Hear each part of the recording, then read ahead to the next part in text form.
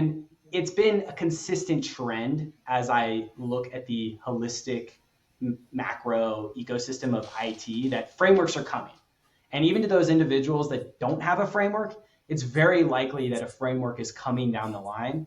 And to those individuals, they can really get ahead of the game, it sounds like, by not necessarily bringing in an expert, but just putting in place basic NIST CSF controls, which in many senses may not cost a ton of money to do on your own, and at least gives you a head start. So when you are held to that framework standard, you don't have to completely, start from scratch. You actually have a very, a basic framework that can be applied to multiple other different frameworks.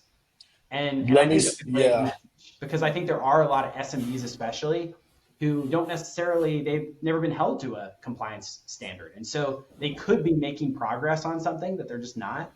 And I think that's a great message for individuals who are at that stage.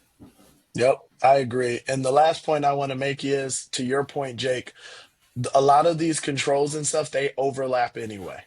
So Yeah. if you do this, this fulfills this requirement for that, that requirement for that, that requirement for that across like five different frameworks. So you'll be surprised by just implementing and moving in down that direction, how much progress you're actually making. That's why I say, hey, you know what I mean? The framework myth and all that other things like that, you'll be surprised just how much progress you can make with the knowledge you already have going into your environment. So, So IT leaders, just take one more step.